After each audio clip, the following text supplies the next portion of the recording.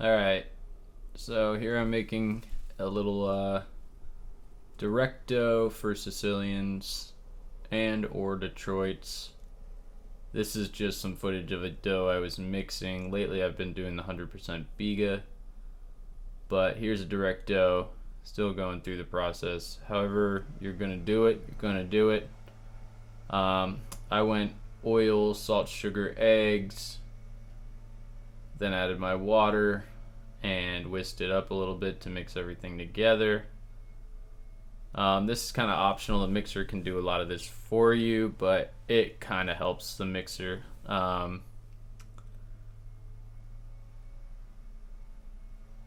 So I'm doing this off of 10 kilograms of flour, so this is 70% hydration plus about 2% oil and 2% egg, so we're really looking at around 73% hydration. In this recipe I'm using about 0.1% instant yeast. That gives me a good 6 hours before the dough is fermented as balls, and then it'll take about, I usually refrigerate it till 8 or 9 p.m. and shape my Sicilians and Detroits, and then it'll go another 12 hours overnight. So here's a coil fold. A lot of times I do get a stretch and fold in the bowl. I either did and didn't record it, or I did all coil folds on this one. I use coil folds and stretch and folds synonymously, so either one can be either one. They essentially do the same thing. You wait 30 minutes and you give a stretch and fold to some kind of extent. Here I believe I'm building tension on the dough. I do about anywhere from 15 to 30-minute intervals depending on how much time I have.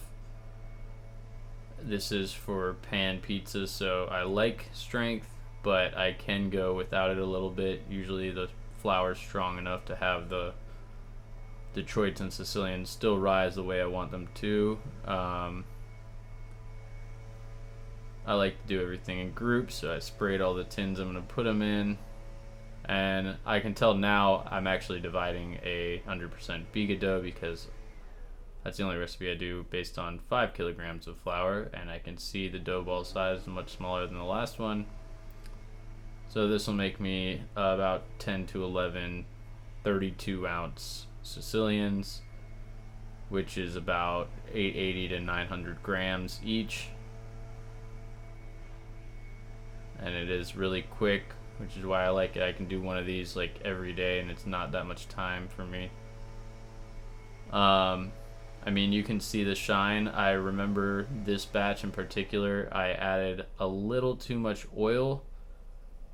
So it's not the first time I've ever done that, and I know the consequence. Usually the problem is when you go to ball it, it won't stick as well right away. So usually what I do is get it started and then I'll close it up afterwards. So I'm going to go and divide all these, and then I'm going to build some tension on all of them, and then I'm going to make sure they're all closed. If I didn't put too much oil, I would be able to build tension and close them in one shot, but I didn't quite do that. So here you can see I'm making use of the table to get as much as I can done. And I do, it's similar to like a slap and fold. I kind of slap the bottom down, fold it over itself, and I just leave it there. I'll let the oil kind of set in, so when I go to close it, it will close because I can feel the excess oil. But it does help because the first one that I do this to can be the first one that I close. I believe over here I felt one that I could close actually. So I did, yep. And I think I forgot that last guy over there. But now it closes a lot better. And instead of throwing them straight on the oiled tins, I'll throw them on the table, which also helps close them as they sit there. So I'm gonna go through all these bad boys.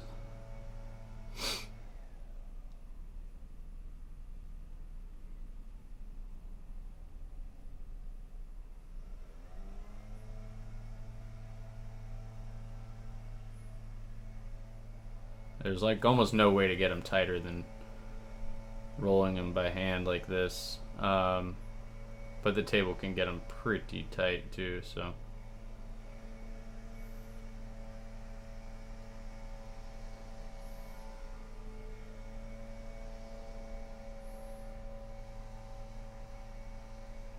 And I do it like this so I can see the bottom just to make sure they're closed. I get one last chance to make sure that they are closed. If they're not, it's not the end of the world, but it's kind of my OCD. So these either are for at the end of the night, or I also might have cold fermented them for maybe a day, maybe even two. It comes out really good when I give it anywhere from 24 to 72 hours in the fridge. So yeah, first thing I do is kind of just get all the doughs onto the pans, and then I shape them all. But I keep this kind of assembly line mentality of getting the flow of doing one task, then move on to the next task with some flow.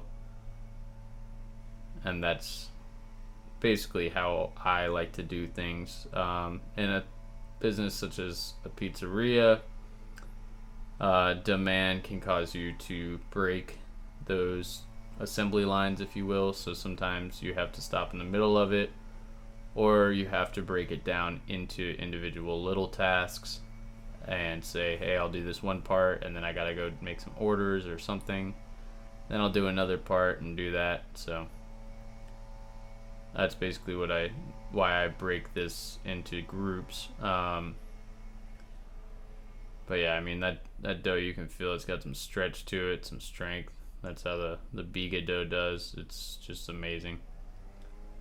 But I let gravity do a lot of work. As you can see, I'll pick it up and let the rest of the dough fall, flip it, do the same thing. And in the shaping process for any kind of focaccia, if you're doing it in a manner similar to how I do it, you just want the general shape. The closer you get, the better, but the corners and the sides might pull back in a little bit. That's totally normal. That's a strong dough being elastic. So what you don't want to do is just really try to keep going after it for too long. I gave it about a minute and then I moved on to the next one. But you really do want it to relax for like anywhere from 15 to 30 minutes. I like the golden number of 30 minutes. That kind of guarantees me that the gluten has relaxed enough to fix my corners and my sides. But it's also not too long to where the dough would dry out or anything, so it's nice. You don't even need to cover it. You just need to leave it alone for 30 minutes. So, but first you want to get kind of the general shape, and this is kind of how I do it. A lot of flipping, hanging the dough. And then I have somewhat of an outer crust on the outside, but in the end, it's not noticeable. It's kind of one flat, thick surface. And I go through the rest of these Sicilians here, and it looks like I'm doing the window in the morning, so I'm making my Sicilian display pie, which when making Sicilians, definitely do it the way you just saw, where you throw sauce on first, get that sauce steaming, and then add your mozzarella. That way your cheese will melt a little nicer. You won't get a burnt cheese on the top by the time your Sicilian's finished. And it's nice and vibrant. So it's been 30 minutes. I'm gonna give the Sicilians a spray, a pretty good one too, because they will go all the way up to the wrap. I want to be able to pull the wrap off without deflating my Sicilians. So after 30 minutes, it's way easier to finish shaping these and get the corners right. So the last thing to do is wrap them, and these will proof overnight, so about 12 hours. If it's 100% BIGA, which in this case it is on this dough. It's actually like about 3 hours with commercial yeast, about 5 with sourdough if your starter is pretty active. I got a new video coming soon that I just recorded, which is 50% BIGA, which sounds less exciting than 100% BIGA, but if you want to get into a very intricate dough recipe that makes great dough but is a little more work, 50% BIGA is very cool. By 50% BIGA, I don't mean 50% of the flour's weight. I basically mean it's half of the dough is the BIGA. I'm actually using 100% of the flour's weight in BIGA. So here are these Sicilians proofed up. So this could very well have been overnight, same batch. I have so much footage, it all got mixed up. I try to just have the good stuff for you guys. But you can see I took the wrap off, and it did not really damage the Sicilian itself, but you can definitely tell that these things are ready. They are jiggling and they are touching the top. The BIGA is so strong that it doesn't deflate, and it holds its shape pretty well. So this could very well have been an overnight 100% BIGA. But yeah, none of these Sicilians got deflated. And like I said, I kind of do one task at a time. So first I just make sure I have the wrap off of each one so I can get them all in at the same time. I spray everything with water, and what that does is create a little bit of steam, and what the steam does is make it so your bread can really poof up until that steam is gone, and then it'll form the shell, the crispy shell on the outside. So this process of even just baking off takes some time. I'm using all 3 decks that I have available to me. The bottom left deck is just pans. So I got 8 Sicilians in the bottom right oven, and I'm going to put 10 Detroits in the top left and 10 Detroits in the top right decks. And once again, assembly line mentality. I'm unwrapping everything. And you might be asking why I'm making a pile of trash. Well, when I first got here and I saw the Sicilians really hugging the wrap, I didn't want to push it. That you never know, it could be a 5-minute difference from when your dough starts to deflate. So I didn't even bring a trash can over to my side yet. I did a little bit of setup, but pretty much immediately got to cooking these off, which does help, because once they are cooked off, I have all the time in the world to set up my station and whatnot. So for those of you in a pizzeria that might be doing something similar to this, don't push these things too far back. If you're using Lloyd's pans, I try to avoid the peel as much as possible because of how slippery they are. Using a wood peel, the Lloyd's pans can slip off no problem. But here's the last group of 10 Detroits, and it usually works out pretty well to, once I get the last ones in, the first ones are not very far behind. And doing this, instead of wrapping all the wrap off all of them, I do it in groups of each deck, so that I can clear one deck at a time, because if I have 2 coming out, it takes a lot of time to pull these out of the oven, and I wouldn't want to burn the second batch. So once again, I'm spraying all these with water. I'm going in this oven, and I'm cooking these at about 450 to 475 degrees Fahrenheit, and they do a really good job.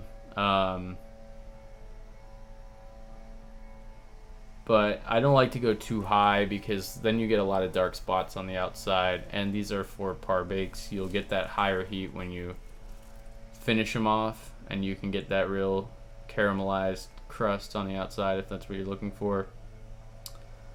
But as I said about not using the peel, I keep them as close to the front as possible so I can even reach the backs with a rag and grab them out that way. Cooling is a very important step of bread making. For my Sicilians, I use them with a half sheet pan so I can put them on the shelf. And as soon as they have like some color, from this camera angle they look really white, but there's a few like blemishes of cooked dough, which lets me know the inside is okay, as long as I wasn't to like immediately cut into them or anything like that. But I'm going to pull all of them because the earlier you get them, the better. You don't get something that's just burnt when you're finally cooking them. In the end, they are going back in the oven. And to cool them, I recommend these wire racks that I'm using, because I can just flip the pan over and actually have them dry out or cool down pretty quick. I do the same thing with the Detroits. Speaking of which, once I finish that process, the Detroits are probably getting pretty close. So like I said, I don't like using the peel, I use a rag. And these are about half size, so I can fit 2 of them on one wire rack, which is very helpful.